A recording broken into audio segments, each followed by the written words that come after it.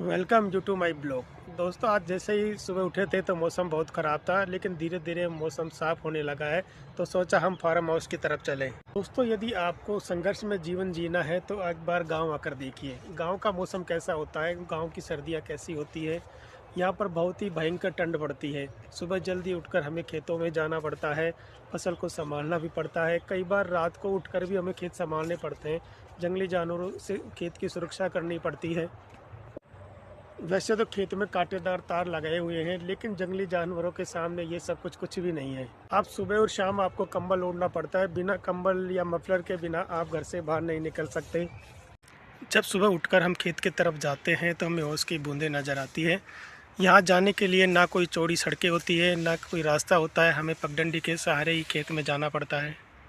कठिन परिश्रम तो यहाँ करना ही पड़ता है, लेकिन यहाँ रहने के फ़ायदे भी आपको बहुत मिलेंगे। यहाँ किसी प्रकार का शोर शराबा भी नहीं है, बिल्कुल शांत वातावरण है, पोल्यूशन भी नहीं है। यहाँ पर हमने कुछ गाजर के पौधे उगाए हुए हैं। ये गाजर का पौधा है। खेत की सुरक्षा के लिए गांव में डॉग पालना पड़ता है। पशुओं को भी जंगली जानवरों से बचाता है।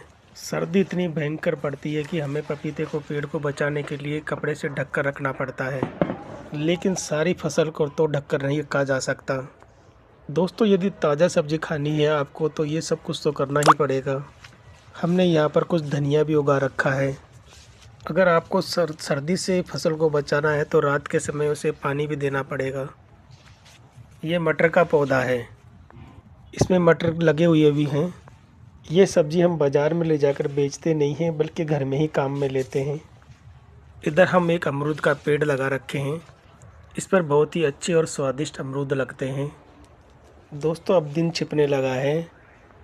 अमरूद के फलों को पक्षियों से बचाने के लिए पॉलीथीन में छुपा कर रखना पड़ता है, लेकिन फिर भी पक्षी कहीं ना कहीं इनको ढूंढ ही लेते हैं।